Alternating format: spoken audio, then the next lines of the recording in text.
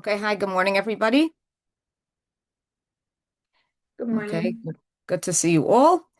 And we'll get started.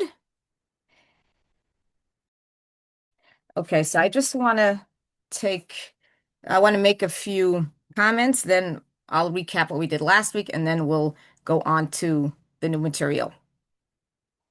Okay, so first I want to let you know that Torah in Motion uploaded on my program page a document which has links to recordings of the Rav, one page in Yiddish, one page in English, just to get you started.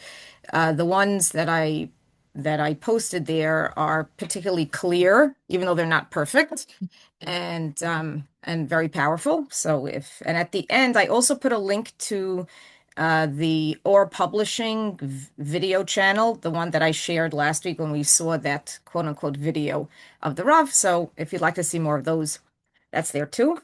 And I realize I keep forgetting I mention this, but I just wanted to show you. So this is the Masoras Harav Chumash that Dr. Listiger um, edited and put together a number of years ago. So what he did was he went through every pasuk in the Chamisha Chumshei Torah and looked to find if the Rav either wrote anything about it, spoke about it, and he crafted it as a commentary. So even though Rabbi Soloveitchik never officially wrote a commentary on the Chumash, we in essence have one. And he does it very well. He pretty much quotes word for word the excerpt, so it's not like a watered down version of the Rav's words, but it's directly from his essays or from his recordings. But you have to keep in mind, though, that a lot of these are partial, meaning that there'll be a paragraph or two on that particular pasuk, but the essay that it's taken from is much longer and may have more facets to it. But he does write the sources, and he has a full list of sources in the back. So if you read something and you're particularly intrigued, you want to see what else the Rav had to say, finish up his idea, you could go track it down. And I don't know how many of you are tuning into Rabbi Tzvi Grumet's Bereshis Beit Midrash. So I'm only able to listen to the recordings, but it dawned on me when I was listening to one of them that he makes a big deal about how Hashem created time, that time is actually an entity that had to be created on the first day. So I thought that kind of fit in with the Rav's view of time being a metaphysical entity. Okay. So now let's just recap what we did last week and go on to the new information. All right, just give me a minute.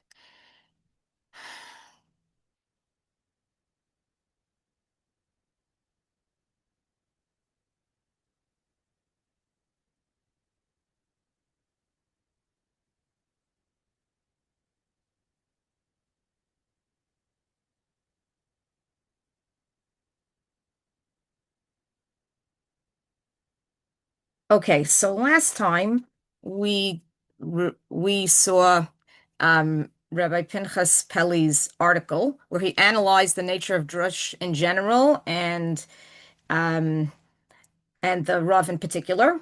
And he argued that Rabbi Soloveitchik was creating, in essence, his own midrash, which he then understood as not being just a tool. He didn't just come to the Chumash with some kind of idea that he wanted to share and then try to fit it into the words or use the words just as a handle to hang it on, but actually the um, he actually he actually the way he interpreted the psukim is that they themselves reflected the message that somehow when you read the Rav's Drush, you can't help but believe that this is what Avraham, Yosef, Yaakov felt, what they were going through in their own milieu as they were dealing with whatever challenge they had.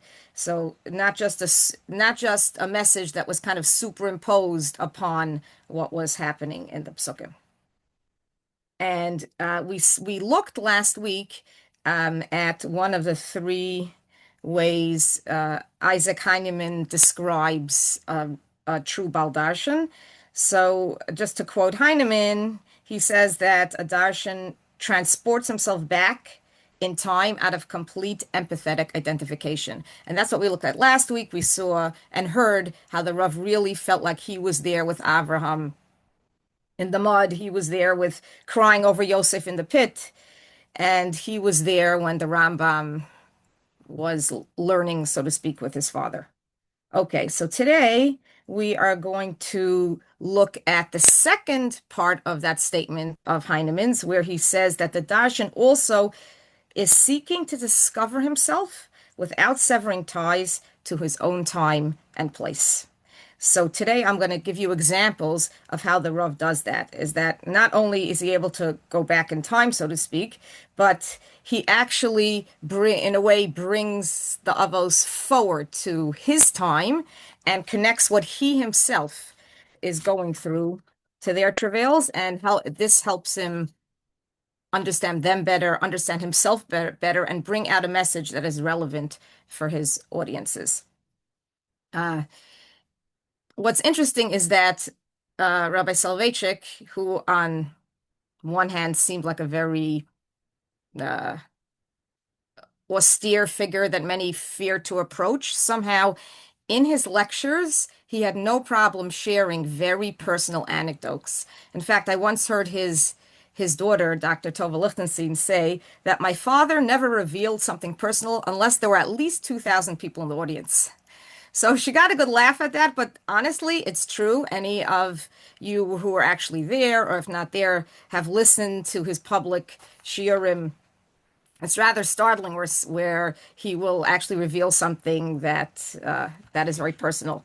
So, just as an aside, it's a little bit puzzling because he actually has a whole drasha where he quotes his father on how a person, especially a Talmud Chacham, their personal life is like the Kaddish Kedushim, and that's not something. Your emotions are not something that you reveal and show others.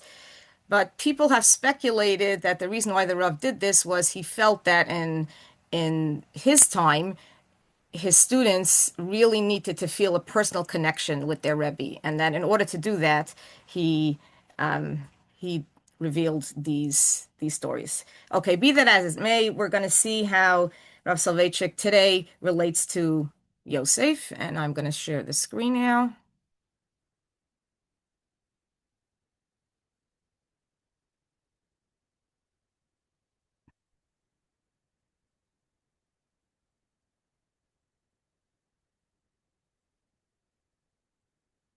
Okay, here we are. Does everybody see the screen? Yeah, we're good.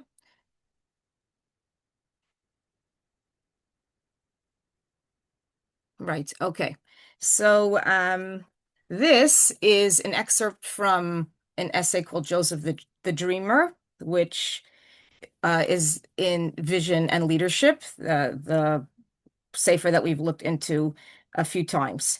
Okay. So Rabbi Soloveitchik has a question. Why did we have to go down to Mitzrayim?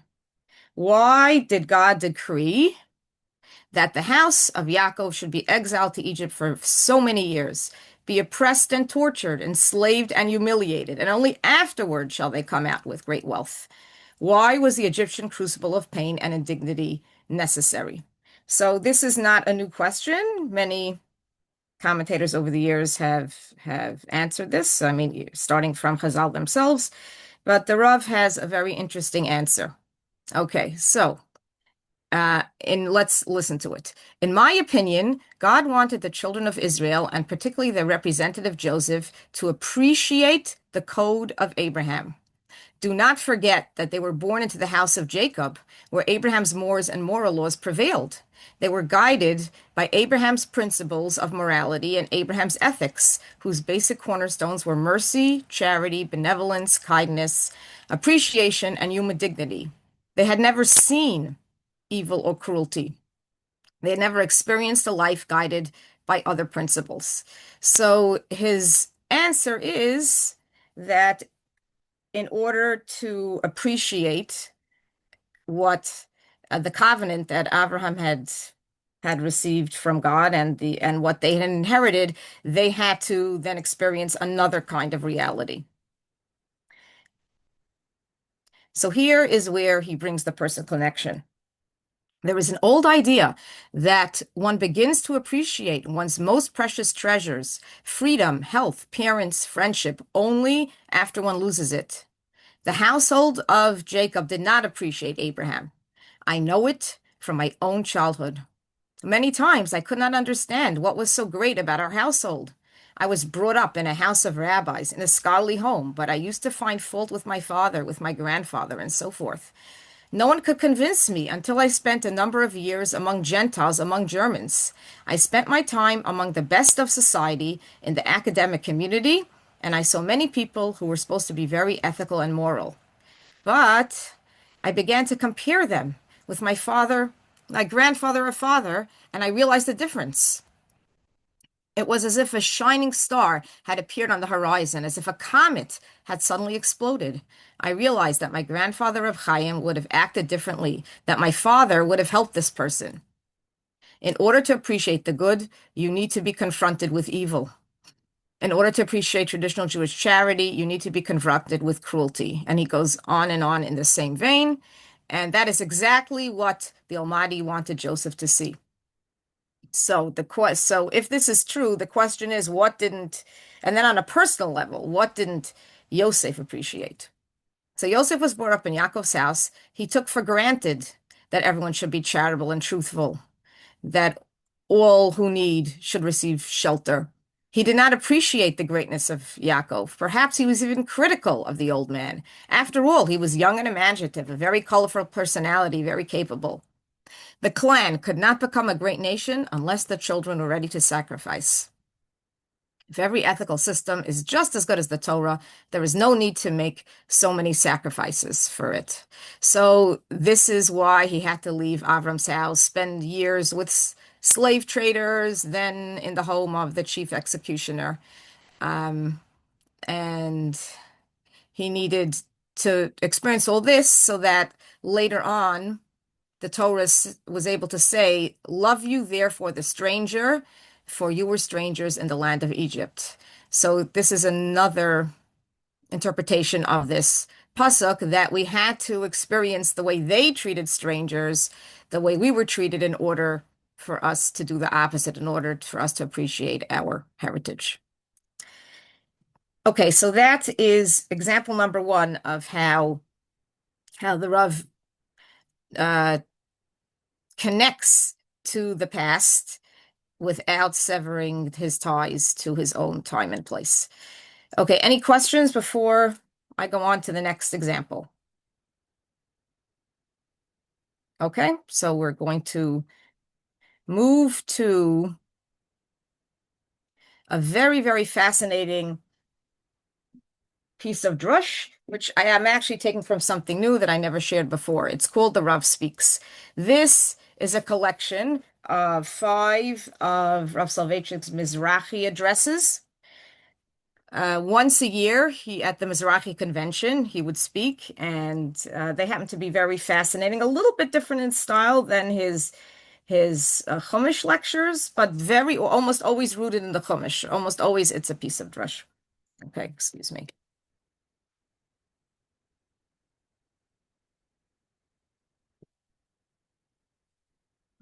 Okay, so just a little bit of background before we jump into this. So, as I mentioned before, when we analyzed his biography, and there might have been some of you who were not there, that actually Rabbi Soloveitchik was not a Mizrahi member from birth. He grew up in a household that was not just non-Zionist, it was pretty much anti-Zionist, at least from his grandfather of Chaim Soloveitchik. His own father had a change of heart eventually. Um, and he was not only brought up in such a milieu, he actually was pretty much a card carrying a good member. And we know this because in 1940, when Rav Chaim Ozer, the Gadol Hador Grzinski of Europe, passed away, he was the one to give the eulogy. But soon after that, pretty much after the Holocaust, he embraced the Mizrahi movement and eventually became the religious leader of it in America. Now, I just want to point out that there was an article a few years ago by Seth Farber who goes back to the Rav's activities in Boston before the war and some of the drushes he gave then. And he points out that already the Rav was having a change of heart in those years. So that actually was quite interesting. But as we will see here at the end of this drusha, he explains, at least publicly, when and why he had this change of heart. Okay, so what the Rav is doing here in this piece of drush is that he takes the story of Yosef and his brothers and he uses it as an analogy for what the Mizrahi and its members faced, the opposition they faced at the hands of the Aguda and the religious right. But we're also going to see how he doesn't just use the story as a springboard, but he reads a very, very fascinating piece of drush back into Yosef and his time, which kind of supports what Peli said, that it's not just the medium, but it's actually the message. Okay, so when the Mizrahi was founded in 5662, the founders of our movement fulfilled, go out from your country, from your birthplace, and from your father's house. Lech lecha mimolaticha, artzecha mimolaticha mibeis avicha. For he who joined the Mizrahi was virtually excluded from his birthplace and ostracized from his spiritual paternal home. We were lonely, as Joseph the dreamer was lonely among his brothers who mocked him. Our brethren also suspected us of many sins and looked at us from far off. They related to us as Joseph's brothers had dealt with him, and they saw him from far off before he approached them. We must be clear about this. It was not a pleasant experience to be far from the tribes of God, from the great ones of the generation, from Levi, authoritative teachers in Israel. They will teach your statutes to Jacob and your Torah to Israel. So here he's now switching from the story of Joseph and his brothers. And when he says it was not pleasant for us, he's talking about the Mizrahi members or anyone who supported, well, then it was Palestine and the Jews returning to Eretz Yisrael, their homeland. So first he says we were alienated from Levi, and Levi represents the Gedolei Hadar, the ones who taught the Jewish people, the big Rabbanim, from Yehuda, leaders of the generation who were the true providers, who concerned themselves with the communal needs and whose words were like the prophetic Urim of the high priest, and from Binyamin, the saintly ones of the generation who lived within the Dalet Amos of Halacha, the 4 cubits of the law, in holiness and in purity. Okay, so we see how he is putting Yosef on one side, Yosef representing the Mizrahi, and Levi, Yehuda, Binyamin, those were key Shvatim, as representing the Gedolim, the teachers, the holy ones, whether it was the Lamed Vav Tzadikim in private or the public personalities. To be separated from his outstanding brothers, ostracized, as it were, not only by part of the Sanhedrin, but by the majority of them, was a tragedy for Yosef. So you have to understand a little history here that there were very big Torah personalities on the level of all the Gedolei Hadar who first supported, even before there was a Mizrahi movement, for example, Rav Mehilaver, or Shmuel Mehilaver, and others, but they were in the minority. They, the contemporary anti-Zionist religious brethren, drove Joseph, the religious Zionists, from the Shtibelach, the small centers of prayer and study in Eastern Europe, forced him out of the rabbinate, and expelled him from the society of Torah scholars. They humiliated him everywhere. So I just want to mention that after Rav Mehilaver passed away, he, in essence, started the Mizrahi movement. At first, he was a part of the Chovei Tzion, but it was Rabbi Reines who took over and really put Mizrahi on the map. And he was a Talmid Chacham of very high caliber, considered one of the Gedolei Hadar, but when he took over the helm of the Mizrahi movement, yes, he was forced out of the rabbinate, expelled from the Society of Torah Scholars, and humiliated him everywhere. So it's not just in America that Rav Soloveitchik was isolated. This was already following a pattern that happened in Europe. So the tragedy, above all, lay in the fact that the controversy between Joseph of 5662 and his brothers, the tribes of God, was in truth based on a misunderstanding, just as the ancient controversy between the first Yosef, the son of Yaakov, and his brothers was a result of they saw him from far off, a lack of communication. So you see, he's putting a bit of drush into that pasuk over there. Okay, so here is where he interprets the dreams. Rav Soloveitchik will interpret the dreams and how Yosef, what message Yosef was giving to his brothers at the time, and then we'll see the nimshal of how this will translate into the days that Rav Soloveitchik was living through with the Mizrahi. Okay, so what in truth had disturbed Yosef's peace of mind?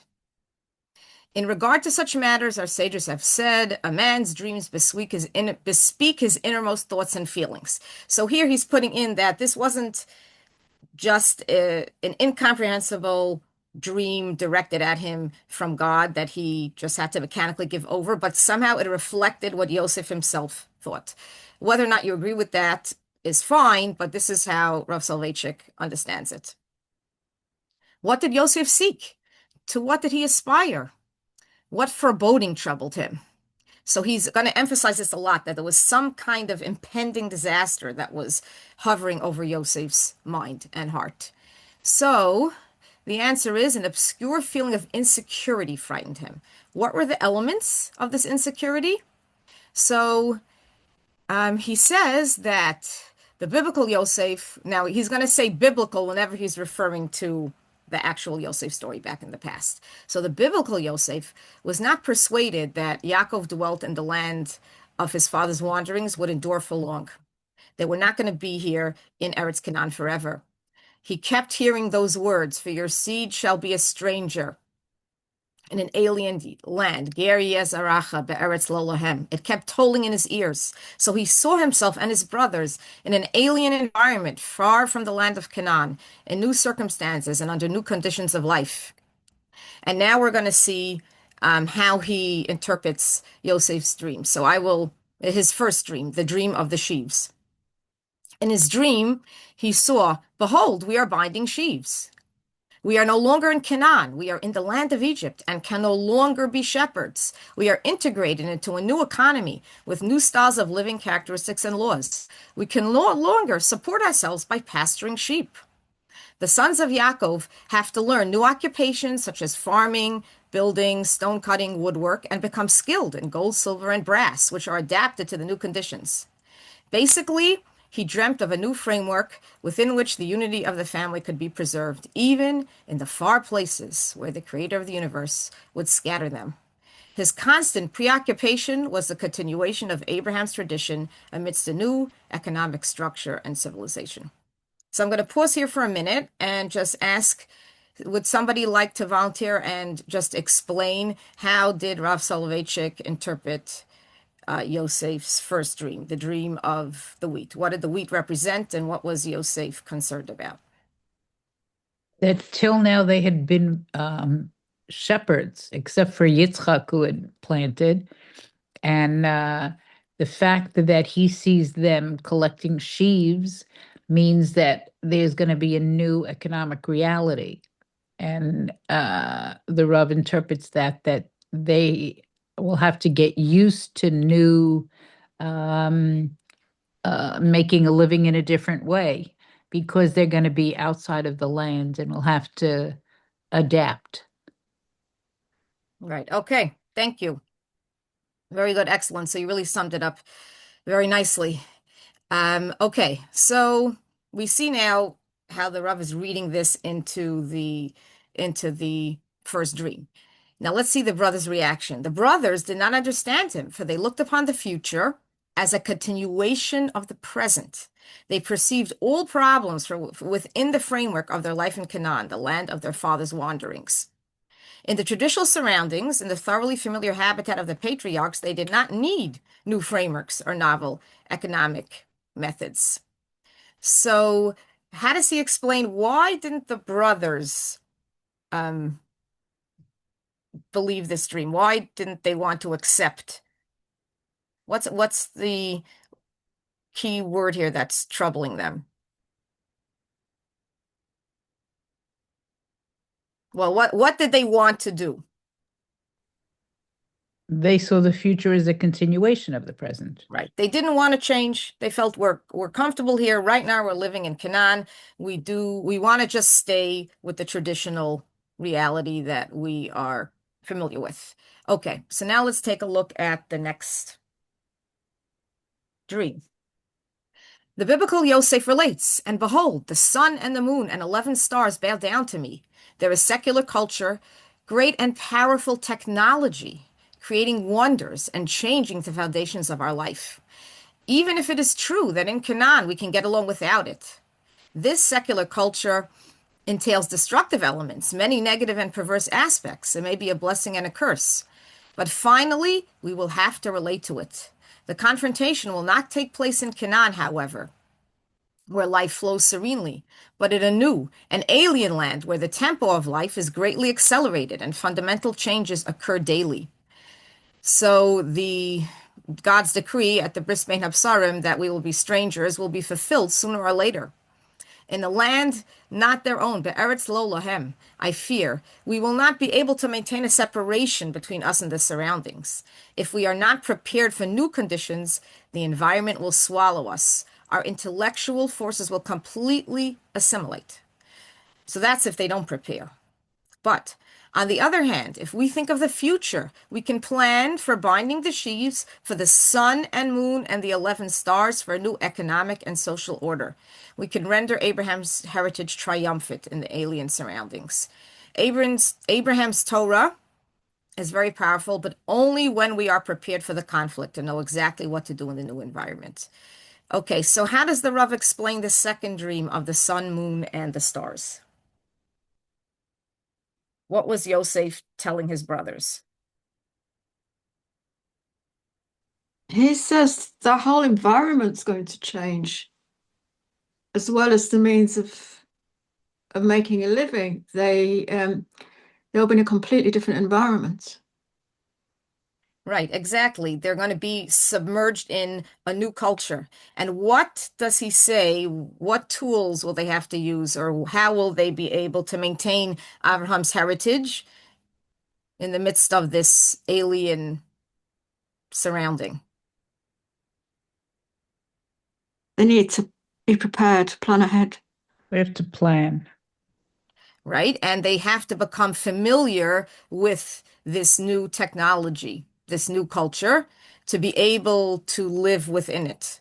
So, and to confront it, they would have to take the good. He does admit that there are destructive elements. I mean, obviously, there was a lot going on in Egypt that you do not want to have anything to do with. And he adds that if we do not do this, we will be assimilated completely. So there needs to be some interaction between Joseph and his brothers and their descendants and their new reality. They are going to have to live within it and participate in it. I think the essence of technology is that people take nature and bend it to their needs, their will, which is different than a very, very traditional lower technology civilization. So maybe that's why his dream had the sun and the moon bowing down to a person. Oh, wow. I like that. Right. Okay, thank you. That was very insightful. Um, Yes, and the idea, and I also like the idea, but out of in a more modern society, we take more control. We're not so passive, we are active. Okay, so let's see Joseph's brothers in action. Yocheved, could Yes. I ask a question? Okay. What do I want? Uh, if if if you if you judge purely by the ability to maintain the tradition, it's, and I'm not saying that I approve of this because I don't, but the people that were more successful at keeping the tradition were the people that cut themselves off, even today. So you're asking if maybe it's easier to maintain if you're totally cut off from the alien society. Yeah. Right. No, I don't think that should be done because believe me, I don't live that way. I don't want to live that way. But if this is your only criteria of success, then I think there's no doubt it was wrong. Right. So that's a very interesting question. I guess it would be interesting to do a study, with numbers to see which way has worked better in the past, which way works better now, whether to engage with society and take the tools for your own or to withdraw from society. But here Mhm. in this particular piece of drush, this is what Rav Soloveitchik says Yosef is. This is Yosef's message.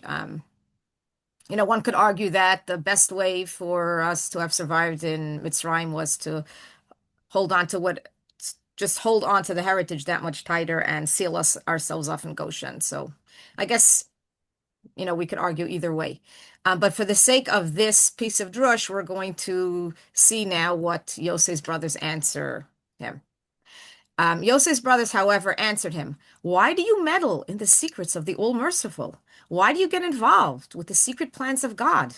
We do not know when God will execute his decree, for a stranger will your seed be. Meanwhile, we are in Canaan. We live our lives in holiness and purity. We support ourselves by pasturing sheep. We do not have to worry about the future. We will get by without binding sheaves, without the sun, without the moon and the 11 stars." So what is Yosef's brother's answer according to the Rav? We're doing fine. We don't see anything on the horizon, and leave us alone. It's God's business. He'll deal with it.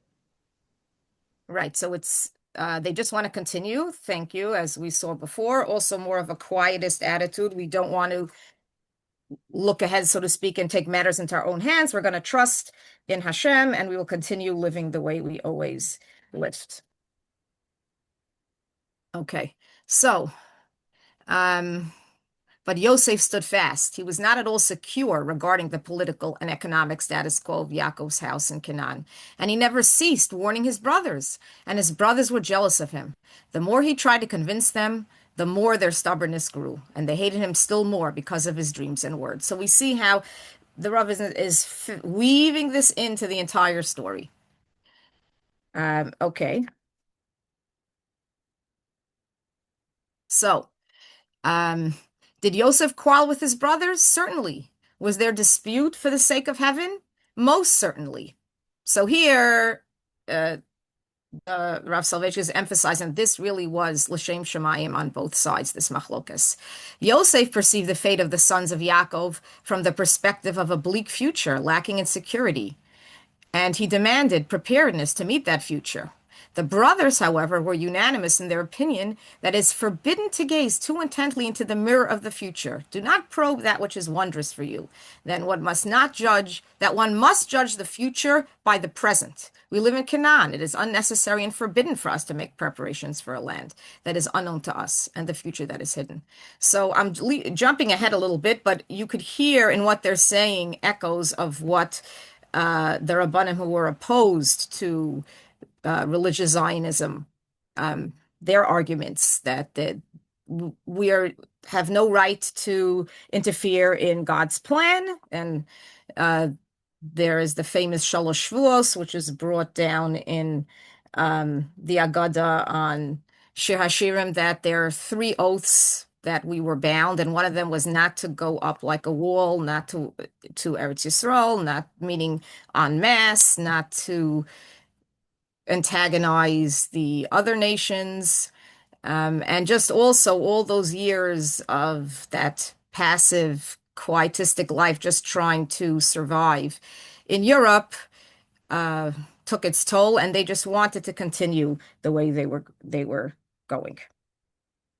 Okay, so here is a very, very key idea that he puts in, is that the question is really, who was correct?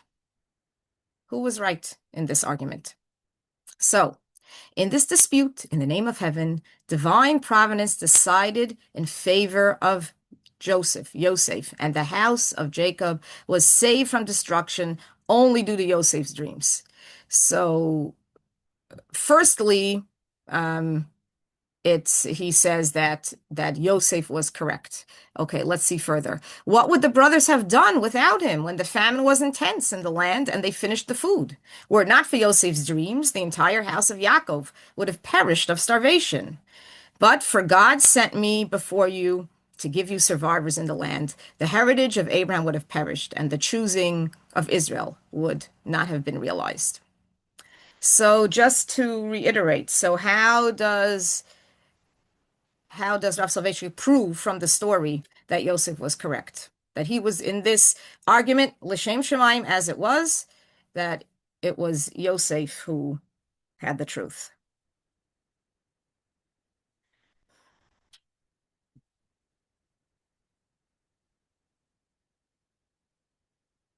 Well, very simply, because They don't starve to death.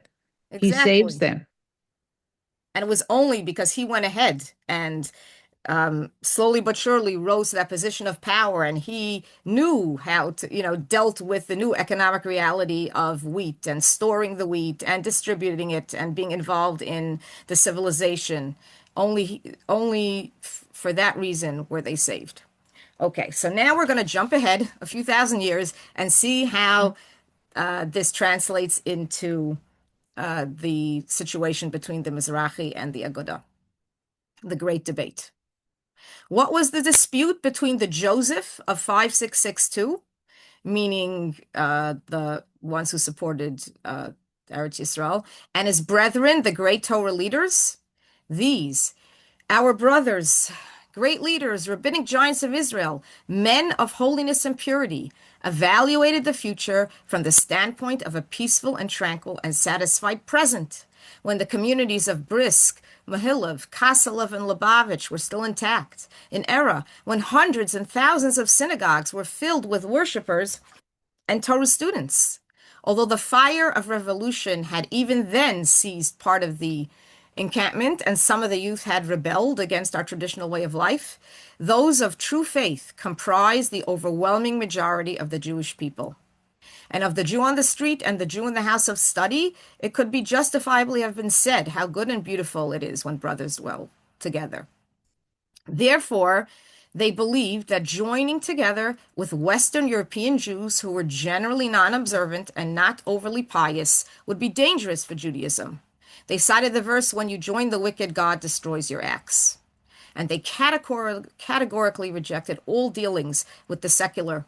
Their entire pattern of thought, motivation, and feeling was permeated with sanctity. The environment within which they lived was laden with holiness, tradition, and Torah.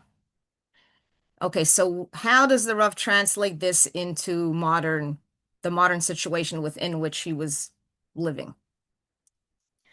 How does the Joseph's brothers' reaction to him parallel the reaction of most, not all, but most of the Rabbanim, the ones who were opposed to Zionism? They wanted to maintain the status quo. Right? So they wanted to continue in the tradition. And he adds something else very interesting here. What's another argument besides the fact that everything seems to be going well? We have a lot of our children are still with us, even though the Rav does point out that quite a few had left already.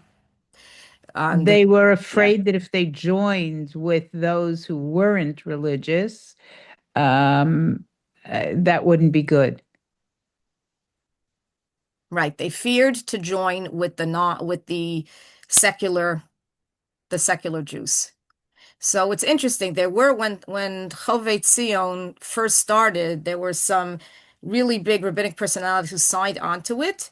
For example, the Rav's grandfather, the Beis Halevi, Yosef Ber Soloveitchik, but when they saw that a lot of irreligious Jews were joining, they were uncomfortable, and they not just uncomfortable, they really totally severed ties. But the Rav's other grandfather, the Netziv, stayed loyal to the Chibat Zion his entire life and signed off on a lot of proclamations. They would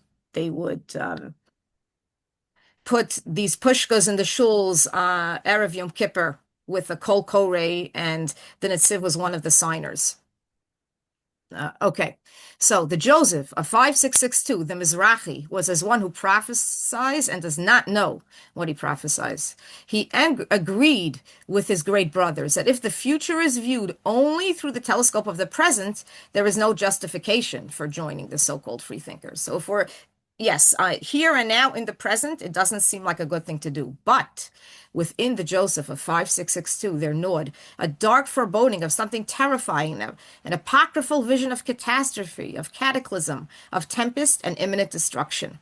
So somehow the Rav is saying that the members of the Mizrahi, the ones who supported Zionism, had this feeling. And really, if you study Rabbi Reinus's works, it was not so much ideological, it was very practical. He sensed there was a lot of pogroms in the late 1800s, beginning 1900s, and he felt there was he and other Rabbanim felt that there was no safe place for the Jews in Europe anymore.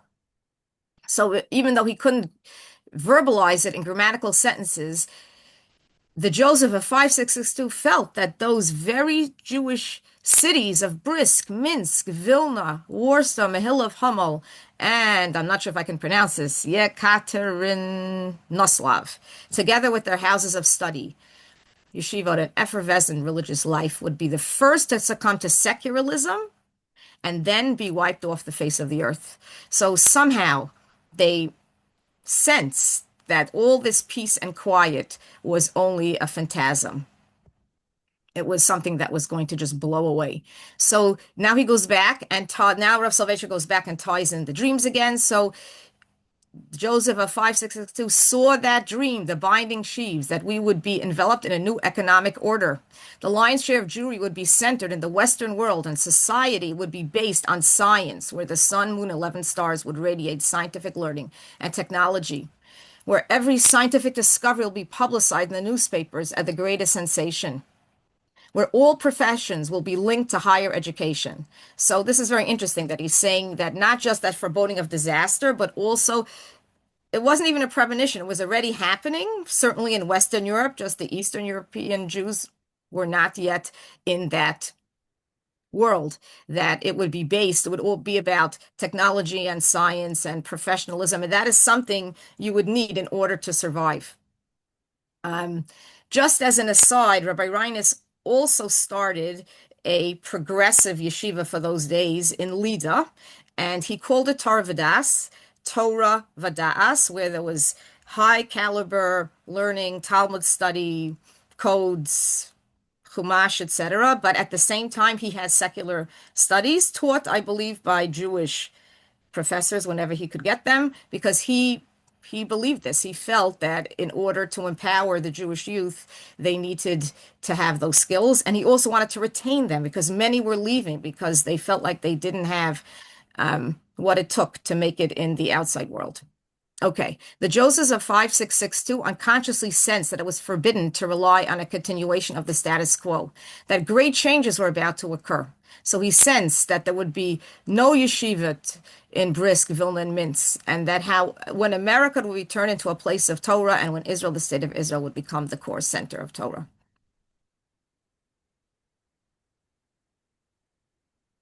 Just by the way, the present-day Torah Vodaas yeshiva was actually named for the yeshiva in Lida, which no one really remembers today. It was started actually on the basis of Torah im Derech Eretz, and it was founded by a graduate of the yeshiva of Lida, Rabbi Zev Gold, who became a great Zionist and was one of the signers of the Declaration of Israeli Independence. Okay, now I'm not going to go through this bit, but the Rav then brings the story of the oven of Achnai, where the and he does it for a reason, where in the Gemara, there's a fascinating story about how the rabbis were arguing and against Rabbi Elazar ben Hyrcanus whether or not a certain oven was kosher or not. And he brings all kinds of heavenly proofs that voice, and in the end, literally a voice comes down from heaven and says that Rabbi Elazar is correct.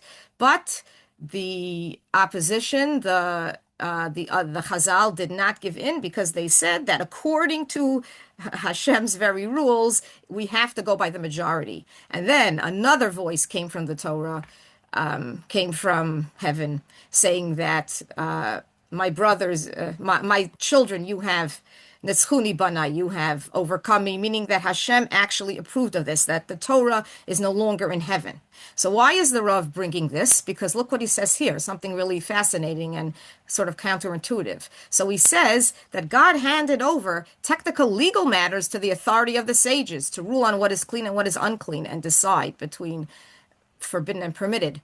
But in historical questions, not those relating to the legal status of ovens, etc., but those relating to the destiny of the eternal people, God himself decides as to whose interpretation shall become the law.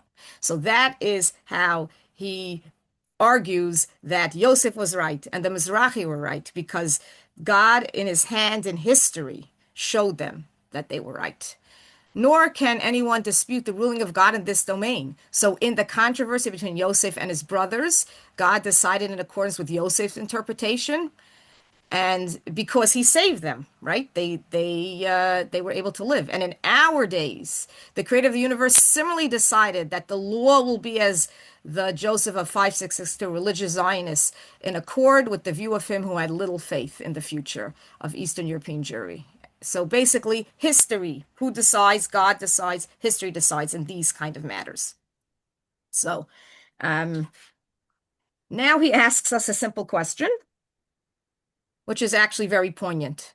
What would the yeshivos and Torah scholars rescued from the Holocaust, these burning embers taken from the fire, have done if Joseph of 5662 had not trod a path for them in the land of Israel, had not made possible the transplanting of the tree of life of Lithuania and the other lands in the Holy Land? So here he's making the parallel between Yosef saving his brothers and the Mizrahi religious Zionists saving their brothers. There already were many more communities.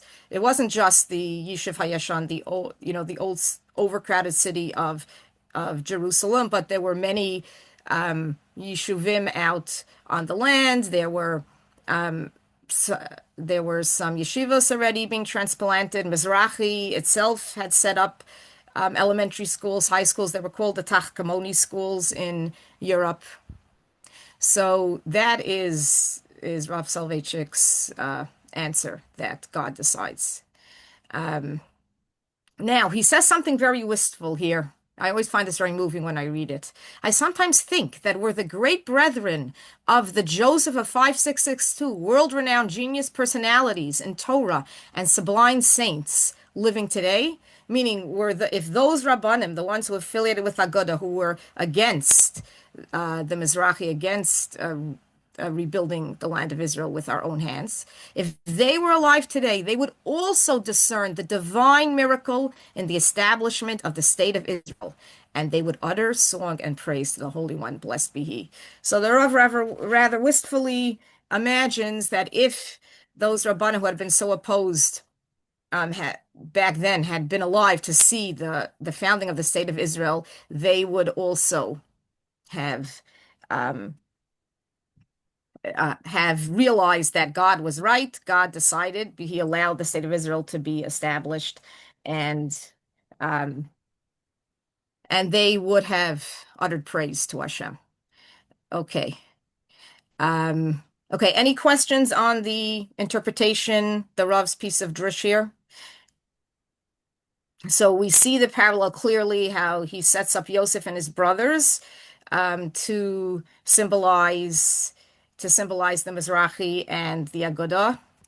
And we see how he weaves the ideas back into Yosef and his brothers' situation, and describes very clearly how it paralleled the situation in Europe. And then obviously his own, this continued while the Rav was in America, how how he faced opposition specifically for this point. And I'm just jumping to the very end. I have one question for Yeah, you.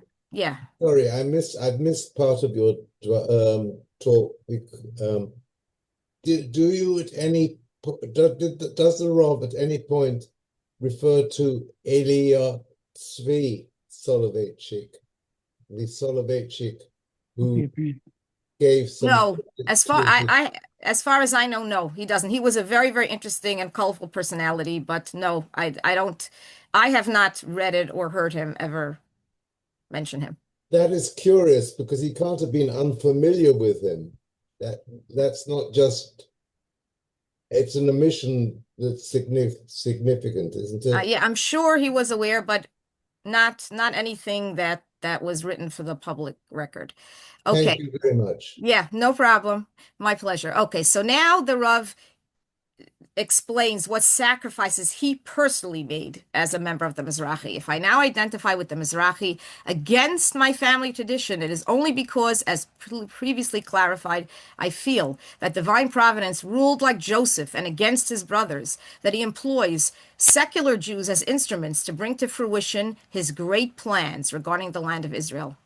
I also believe that there would be no place for Torah in Israel today were it not for the Mizrahi.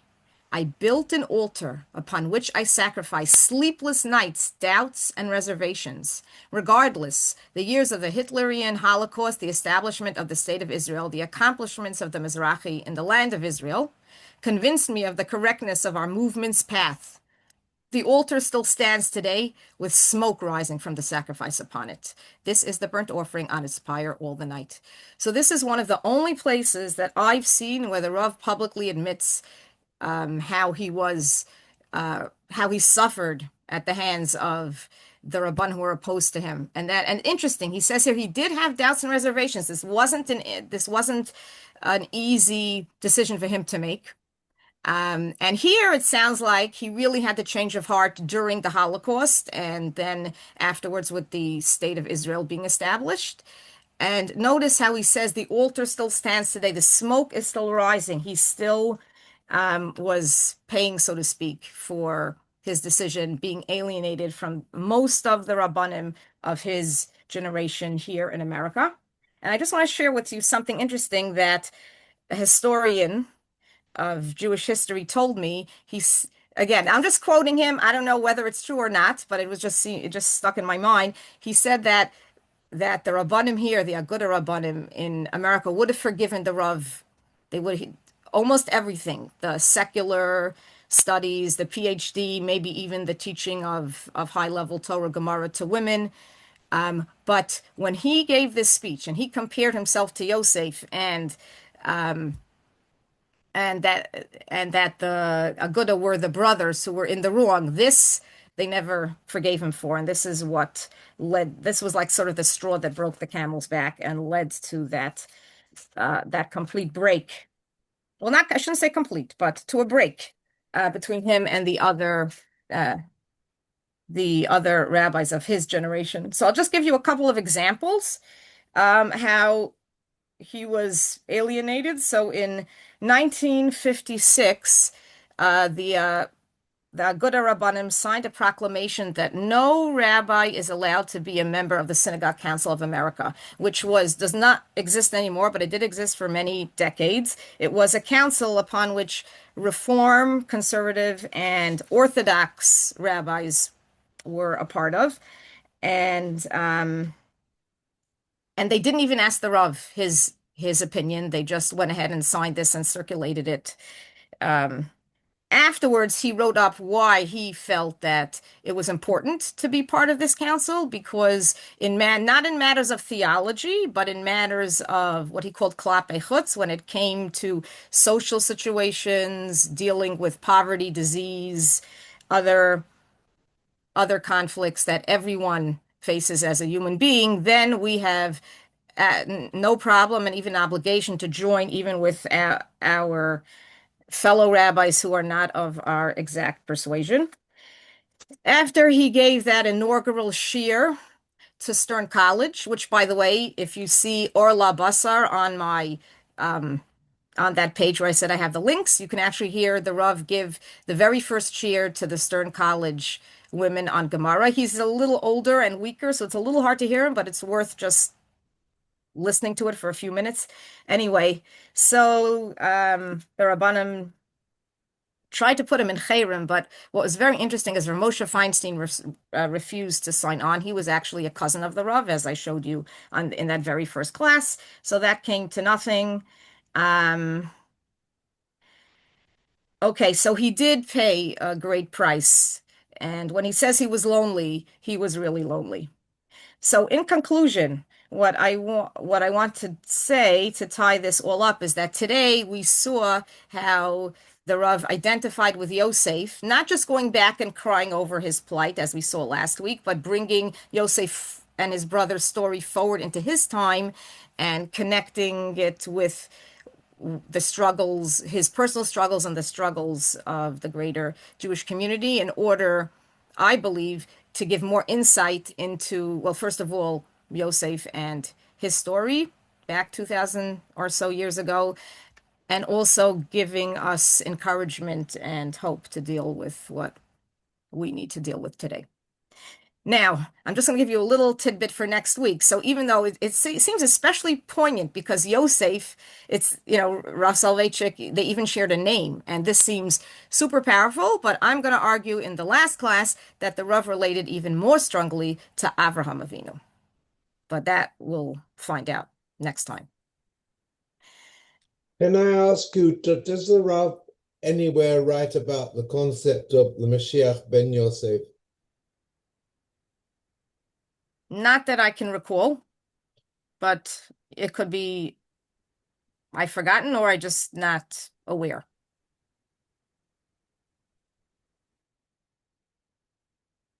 Okay, any questions, comments? What are you going to be talking about next week? So next week, I'm going to continue this theme of how the Rav relates the Avos's personal struggles to his own life, but I'm going to focus on Avraham. Then it's called Avraham the teacher, and I'm going to argue that the Rav related even more on a personal level to Avraham than to Yosef. And can you give a list of the books you mentioned? A list of the books. You mean the books that we've been looking into? Okay, Yeah. so B'li Neder, I'll post that for A the last. bibliography. Great. Right. Thank you. Okay, my pleasure, Debbie. Okay, any other questions? Okay, very good. Thank you so much. This was Thank you. wonderful as Thank you. usual. You're a great audience, and looking forward to next week where we are going to conclude. Okay, have a good day. Have a good week, everybody. Have a good Thanksgiving. Okay. Yes. Okay. Take care. Bye.